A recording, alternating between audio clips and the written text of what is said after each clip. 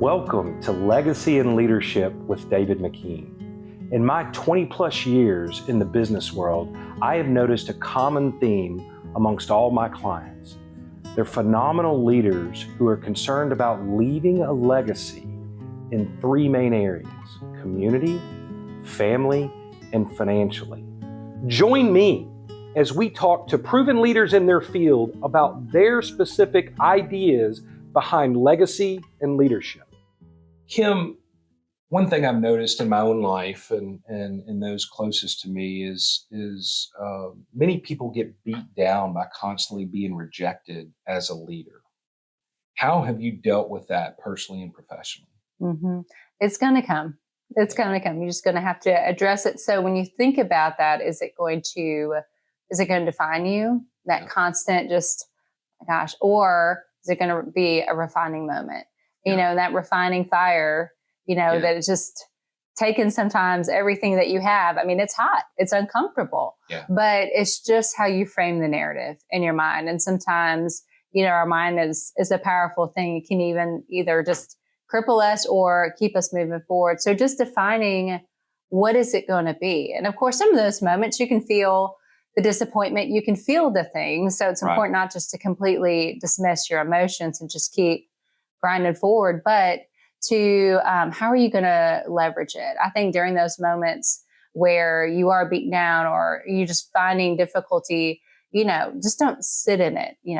Have the emotions, but really study it. Step back and see, what are the common denominators? What do I need to learn? What are the things? What are the questions I need to ask? You go directly to maybe the people. It's like, help me learn, help me to understand, and look at it as a tool, as a refining tool, not something that is going to keep you in a spot, but really as a motivator to keep you moving forward, because those are the greatest lessons. No doubt. We all love the successes. We love when it goes well, but I always look for the people who've taken a couple licks, and we talk about with our kids, fail forward, but get back up, but you're keep moving forward. So that's been such a blessing to have, and just to sit and have that perspective of, okay, what do I need to learn? What do I need to evaluate? And then keep moving forward. And again, at the end of the day, if you're leading with humility too, then it's not so much of, okay, I'm going to get really angry or upset, but okay, let me learn. And again, at the end of the day, it doesn't define me. It's just refining. I love that. And I want to highlight something that you said. You allow yourself to feel in that moment. Mm-hmm. You allow yourself to be human, right? To have that disappointment, but also not to stay in that place. Mm-hmm. And I think that's so crucial for us as leaders. I love that. That's right. Because you set the example. You set the example for the team and for everyone around you, for our families. It's so important. I think about my children, that they're going to face so many things. I mean, the world that they're growing up in. So teaching them who they are, and when challenges arise, how are you going to face them? And look at them as opportunities. But certainly, some things are disappointing. Some things are sad. And to feel that, to have those people around you who, are there. I mean, that's what a blessing when you do go through those moments. You see the people right there when your back's against the wall. They're right there with you to be there. And, but just to keep moving forward. And guess what? On the other side, you're so much stronger. You have perspective, you have wisdom, you can speak into other things, and, it keeps you humble. Yeah, absolutely. Absolutely. Have you run into any challenges as a strong female leader in our community that perhaps you think men may not deal with on a regular basis? There might have been some. In the South, we say, bless your heart, whenever those moments come up. But, again, knowing who I am, knowing that the places and the positions and the opportunities were not just given, but really that is where I'm supposed to be, that I led to be, led to be there. Every opportunity, I've always just taken it in prayer and know that it was something that was what I was supposed to do. So just standing firm in that, but then also looking for, anytime those things have been said to me, Right. Leaning in a little bit more, getting Okay. curious. Some of those folks who might have said a thing or two Right. are now my biggest advocates, I love my that. biggest supporters and friends, and just say, hey, let's get a cup of coffee, Right. and just to get to know, have them get to know me, Yeah. because we all, whether we know it or not, will make assumptions, but then also knowing that the assumptions of that other person don't define them. And I want to take my time and get to know them as a person. Of course, sometimes boundaries are a good thing. Sometimes people are people. Right. We can bless and we can release some things that are not for us, but Sure. but also knowing that the places and the opportunities that I've been afforded to be a part of, knowing that I was supposed to be there, and learning from those. And sometimes, showing others how to respond, how not to respond. And again, certainly not letting those feelings come into my heart, and knowing that defines me. But just blessing and releasing those, and keep moving forward. Sometimes, and it's not ever to go out and to prove somebody wrong, because you know who you are, but just the opportunity to get to know them, to get to learn from them. Yeah, I think that's tremendous. And I think that's a phenomenal nugget for all of us as leaders, but also the fact that you don't get offended and you use that as an opportunity for you to grow and for them to grow. I think that's right. And sometimes when you get offended, it's like, well, why am I actually offended? Yeah. If that comment to me, I'm offended by it, is it something that maybe I'm not sure about who I am, or that I'm supposed to be here? But actually I do know, and I do know my purpose of being here. I know what value I bring from most of a lot of past failures and experiences and the people I've learned from. So, maybe it's an opportunity that I can learn from this person, or maybe they can learn from me. But also at the end of the day, my value and, the opportunity that I get to be at those tables, but then also, that I can bring, that's already established. Yeah, that's tremendous. After spending all your career in the nonprofit world, you pivoted recently in the last year to a role in the business world with 68 Ventures. What led to that transition for you? Just different seasons and opportunities. And that's when I will always cherish, always support Victory, and just the years and so much. I really grew up there. So much of who I am today and the leadership and the people I was able to just to fall in love with, and the team that I was able to be a part of, and just really the community. One of my greatest joys, and always one that I'll treasure. And just the season of an open door that really didn't have a plan, and had wonderful opportunities that were presented, and was looking at, well, in this moment, there's some non-negotiables. It's like, first, it has to be something that I felt called to, that was purposeful, that was meaningful, that had opportunities that I knew areas where I was supposed to grow in, that I needed to, that I'd be stretched, that I'd get to be with my family, be with my kids. And then also to be around incredible people. And all the opportunities that were presented were all checked so many of those boxes. But for 68, I remember watching their culture video and getting to know the team more, and just feeling like, what, this might not make all the sense of being a nonprofit for so long and going to for-profit. But I said, but that's, I think, exactly where I need to be. And it's been affirmed every single day from the team. I mean, from the culture, it's not just different things that are listed on a wall, but you see them every day. And it's in the big things, but then it's also in the small things, from, Nathan Cox to Adam Campbell to everyone within the team. You see, it's just a part of the DNA there.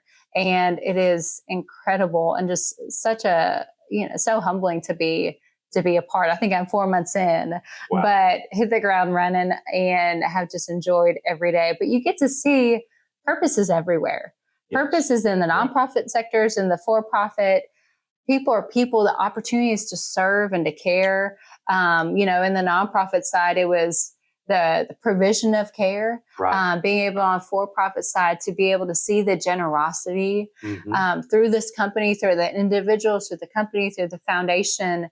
I mean, it's just incredible. So now it's supporting those who are doing the work, but both are so meaningful. And every day there are moments that I see that my purpose and my being at 68 is exactly where I need to be. Yeah. While it's relatively new, you mentioned 4 months, has your leadership style changed going from the nonprofit world to the business world, or is that to be decided? It's, it's growing every day. And that's what has been so humbling at moments, full transparency, because going from a field where I felt like I had a really good, knowledge and awareness to, real estate and development. Right. And, but so many things transferred over as far as being involved in, planning the events for the company, to the communications, to the philanthropy. So many things transferred over. So a lot of those things, actually surprisingly, leadership is still moving forward. And that's what at 68, everyone there is a leader. Everyone is leading within. I really don't have a communications team. It's really just me, and they're looking at me to lead. So it's just a continuation, but now it's scaling, it's growing. So a much bigger scale, and in a new industry. So it's only going to keep going forward. That's it. That's exciting. That's exciting. When did you first recognize yourself as a leader? I don't think it's something that I just woke up and said, "Oh, today I've made it. I'm a leader." Right. But I think it's over time, and it's I think some of the areas that really create a leader are consistency, continue to show up for people, for the team, so that they can depend on you, so that they can trust. Trust is huge. Knowing that you're not going to ask them to do anything that you wouldn't be willing to do yourself. And sometimes it's the hard things, the uncomfortable things, the picking up trash or doing something that maybe technically a leader wouldn't think that they would do, but it's exactly what they're supposed to do. And just being honest and genuine, and having that level of humility. One of the core values at 68 is eat last. And, it's service above self, servant leadership, but that's it. Put others before you. Take care of that person. Make sure, don't be the one. Sometimes the most impactful leader is the one in the back. And that's where, as a leader, you want to empower everyone on their team to be the leader. So that's what at Victory, it was, everyone within your role, you're the leader of that role. A leader cannot lead in every single role, but that person, you need to empower them so they work well, they lead well, and take ownership of their role. And so that's what the team is at 68. So it's been a blessing to be a part of. And I can I already feel myself growing and learning, and really every day. Yeah. Every day. I mean, once every person is a leader, and just as you have that posture every day holds an opportunity. Yeah. I love that. It's so simple, eat last, yet it's so broad and encompassing because it represents servant leadership to a T. That's it. Simple. Just eat last. Yeah. Take care of your neighbor. Yeah. I love that. Was there one person who had the most impact on your leadership style? Oh gosh, there can't be just one person. It's so many from growing up, those trips, to serving, sometimes the patients were some of the greatest teachers and the staff and just the whole people, everyone coming around. I've had so many people just pour into my life and just to be curious about people, to ask people about their lives and get to know them. There's too many to count, which is, when you think about that, like, what a gift. Yeah. What a gift. That was always something that just broke my heart so many times, serving at Victory. So many times people don't have people. So we would be their people, which was such a blessing and just a gift, but then also just to have people around you to speak into you, to hold you accountable, to be there for the successes, for the failures. But there's just too many to count. So, and I think just the different seasons too within life, Right. will bring forward different people. But I mean, what a gift to not be able to put one pin on one person, but I mean, so many people who've been from there with me for the highs and the lows. Great. You mentioned the word legacy earlier. What does that mean to you, Kim? Yeah, I feel like legacy, it seems like it's certainly a talked about word these days. And I think so many times we talk about my legacy, about, there's a lot of things talking about me, but really it has to be more than just us. It's how we're living our lives right now that will be seen in the lives of others. Because, and if it just ends with me, then that's it. So how am I stewarding my time, my resources, the things that I've learned from the successes, but most certainly the failures? How am I showing up for people so that whenever I'm gone, that hopefully others' lives will be impacted for the good? They'll think of different things, or they won't even think of me, but just different things will be imparted into them that then it carries in. And, so many times a lot of us think about like wealth and that, but really it's so much more than that. Like your family values, your mission. This is what we believe. This is how we serve. This is, this is what we believe from our faith, and how all that integrates. So it just continues throughout the generations. But legacy it's not about us. It has to be for the generations to come. So what are we doing right now, today, to impact our legacy? It's not legacy in the future. It's legacy right now. I think that's phenomenal, because somebody said to me once, and if you think about it, it's true. Most of us don't even know our great grandparents' names, right? Yet the values and the principles and the ideas that they stood for, if they did it properly, can be passed on for generations to come. That's right. Right. And you can always go make another dollar. You can always go, but those values and who they're created to be, who they are, just, the stewardship of those, I think for us to do as families, that's why the impact of just having the family is so critical. But then others, just how we live, how we work, the opportunity to share those things within the workplace and everywhere that our presence is, that those things should be, just clear to see. Yeah. Love it. Love it. In closing, what is one nugget from a leadership perspective that you would suggest to our viewers that they can take home and implement in their day-to-day life and leadership? Oh gosh, just one? That's just hard. One. Again, well, let me see. I'm thinking through different seasons and different things that, what I loved about the clinic, and something that I still carry with me each and every day. We talked about a lot that the most important to God is the person right in front of you. So to me, that spoke to being present. So being where my feet are, being aware of what's going on in the situation, so that I can fully speak to it, act how I need to. But then also, again, that person.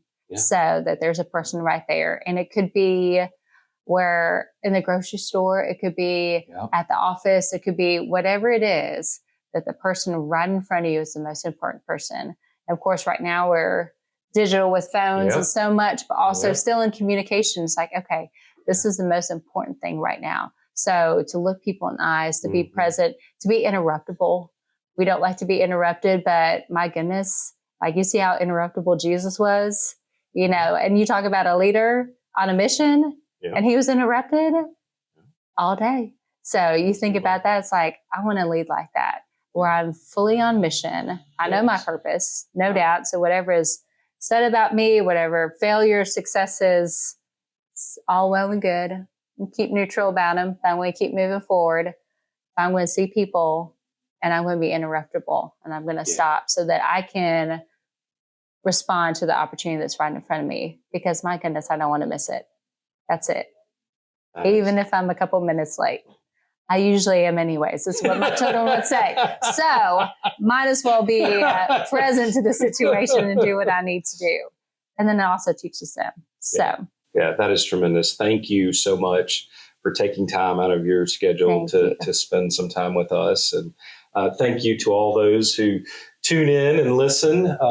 We hope that this is valuable to you, and certainly feel free to reach out with any suggestions for future shows that you may have. We'd love to hear those suggestions. I hope you enjoyed this episode of Legacy and Leadership with David McKean, and you're able to take away proven tactics that you can implement in your day-to-day life regarding legacy and leadership. If you have questions or ideas for future shows, I'd love to hear from you.